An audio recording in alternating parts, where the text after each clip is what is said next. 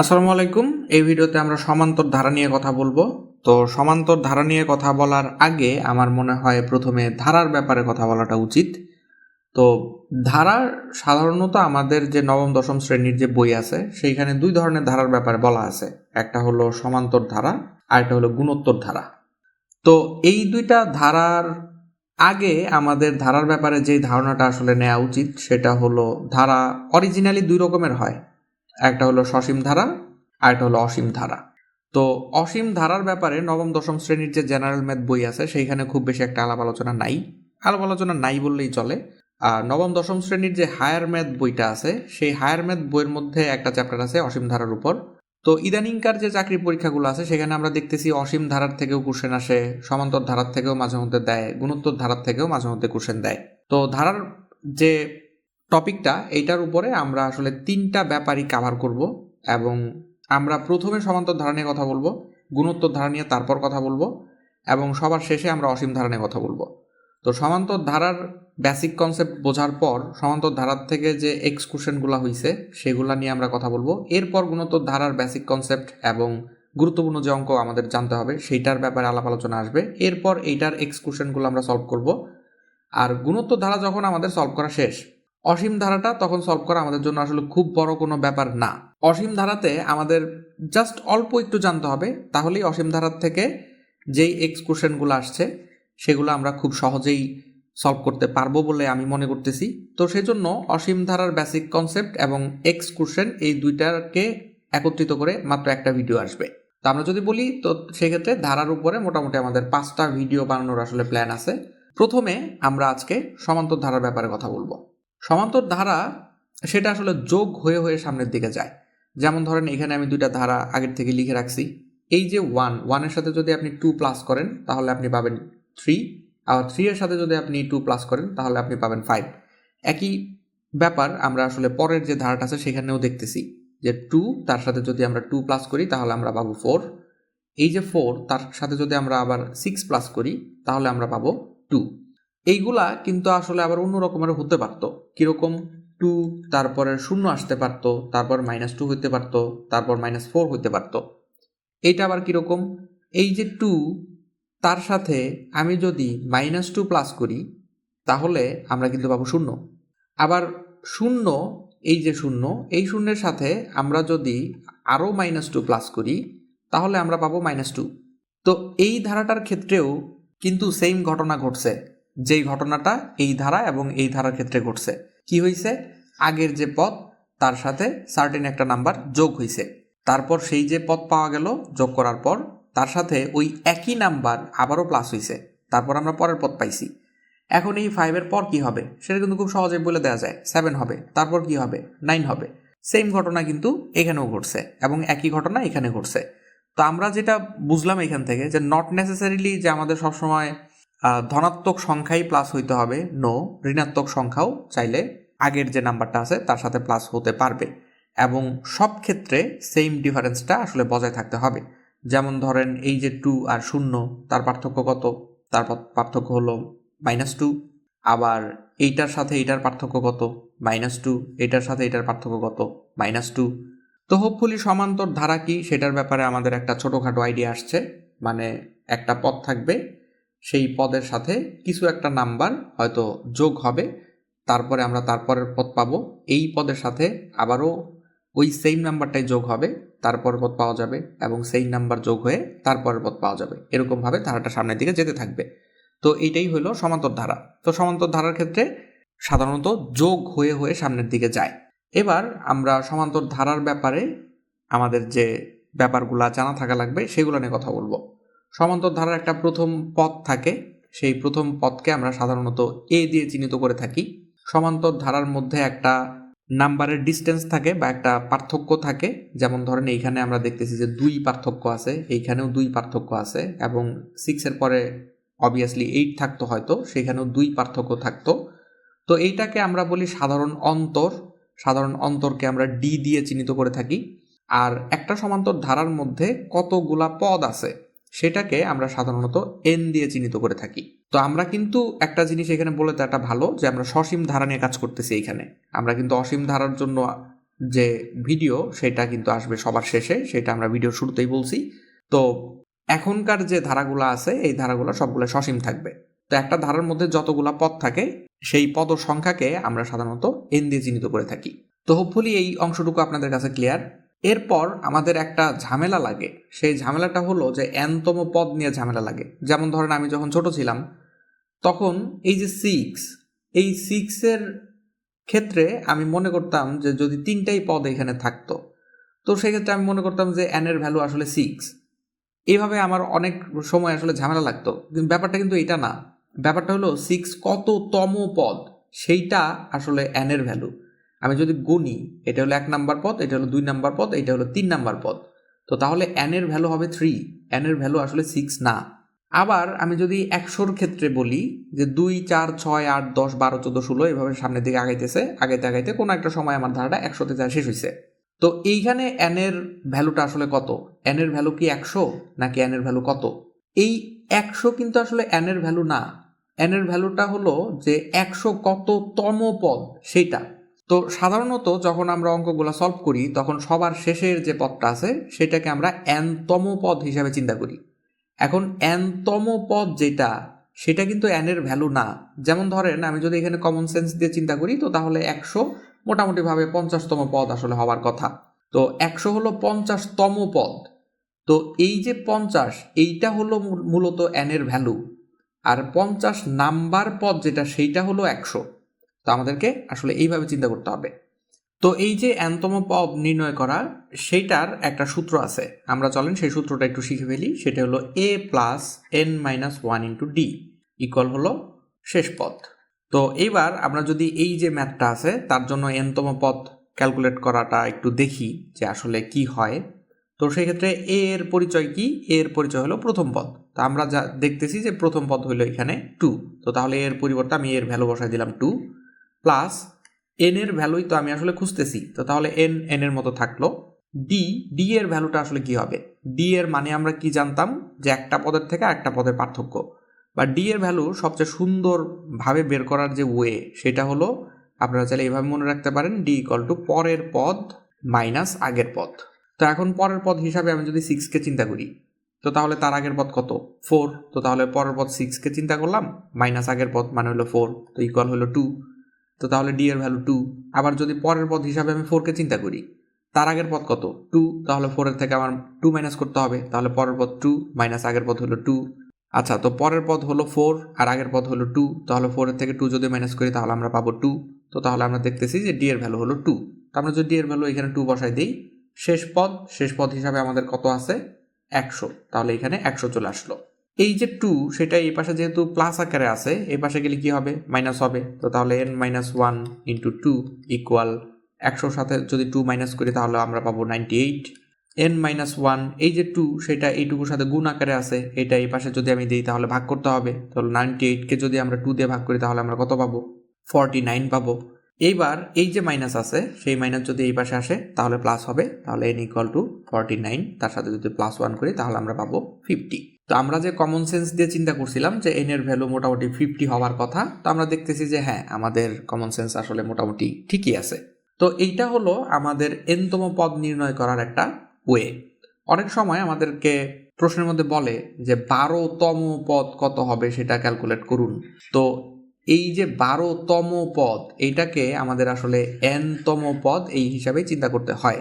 বা যদি আমাদেরকে বলে যে 100তম পদ ক্যালকুলেট করুন, তো তাহলে 100তম পদ যখনই বলছে এই যে তম এইটা থাকার কারণেই আমাদেরকে বুঝে নিতে হবে যে এইখানে আমাদেরকে n-তম পদ নির্ণয়ের সূত্রটা অ্যাপ্লাই করতে হবে। এবং সেটা কোনটা? সেটা হলো এই যে এইটা। আমরা তো অবশ্যই আরও প্রবলেম এই ভিডিওতে সলভ করবই, মানে হলো এই ভিডিওতে আমরা কিন্তু আসলে গুরুত্বপূর্ণ যে সমস্যাগুলো আছে, যে সমস্যাগুলো আমরা সলভ করলে আমাদের এক্স কোশ্চেনগুলো সলভ করাটা অনেকটা ইজি হয়ে যাবে, সেই কোশ্চেনগুলো নিয়ে মূলত এখানে আমরা কথা বলবো। তো আমরা চলেন আস্তে আস্তে সেই দিকে যাই। তো n-তম পদ কিভাবে ক্যালকুলেট করতে হয় সেটা আমরা বুঝে গেলাম। আমরা দেখতেছি যে এই যে প্রবলেমটা আছে তার জন্য পদ সংখ্যা হলো 50, মানে হলো n এর ভ্যালু হলো 50, সেটা আমরা কিছুক্ষণ আগেই ক্যালকুলেট করলাম। এবার যদি আমাদেরকে বলে যে এই যে ধারাটা আছে তার যোগফল কত হবে সেটা একটু ক্যালকুলেট করে দেখতে হবে আমাদেরকে। তো সেটার জন্য আমরা সমষ্টির সূত্র জানবো এখন। সমষ্টির সূত্র যেটা সেটা হলো n/2 into 2a plus n-1 into d। তো এই সূত্রটা আমাদের একটু মনে রাখতে হবে। তো এখন যেহেতু আমরা সমষ্টি ক্যালকুলেট করতে চাচ্ছি, তো সেক্ষেত্রে আমার লাগবে কি n এর ভ্যালু, যেটা আমি কিছুক্ষণ আগেই পাইছিলাম 50। তো ঠিক আছে, আমরা 50 বসাই দিলাম, ডিভাইডেড বাই হলো 2।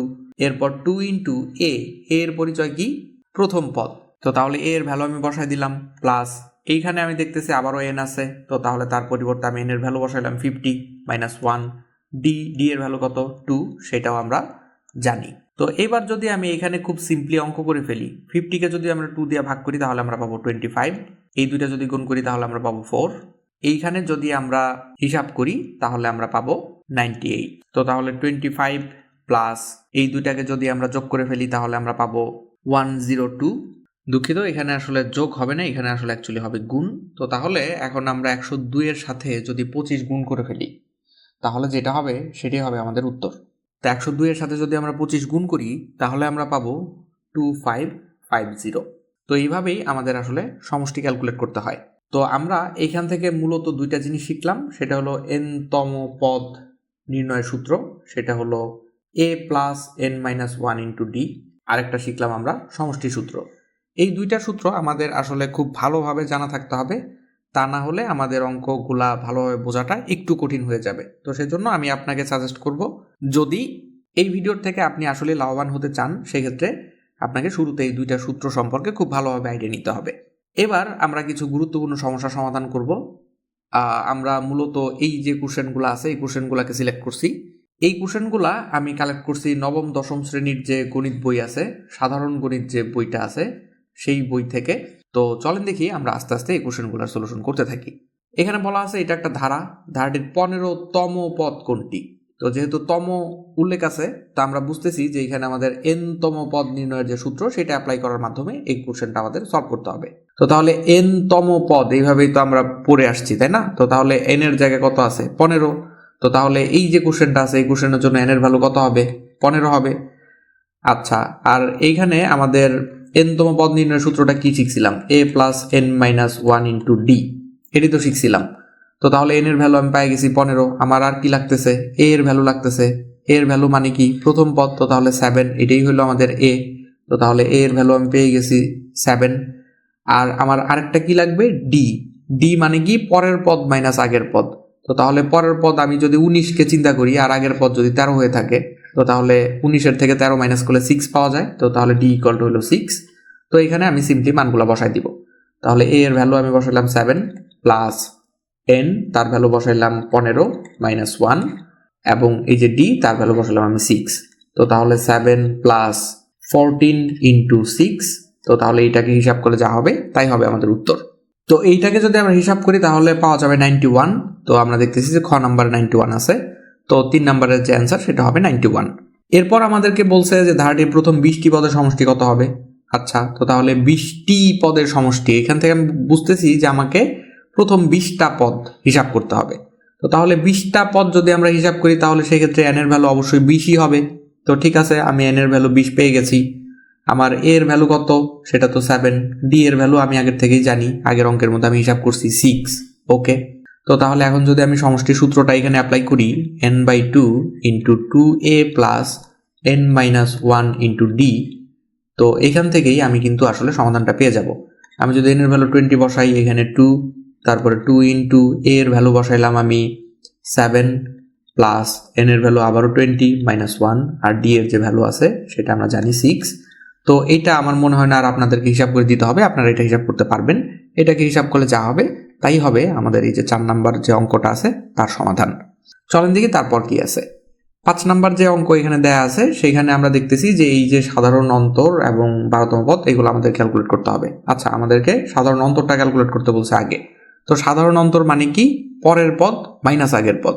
আচ্ছা, পরের পদ হিসাবে যদি আমি -5কে চিন্তা করি তাহলে তার আগের পদ হলো 2, তাহলে -5 -2, পরের পদ মাইনাস আগের পদ। এই যে মাইনাস সেটা হলো আমাদের সূত্রের মাইনাস, আর এই যে মাইনাস সেটা হলো এই যে -5 এর মাইনাস।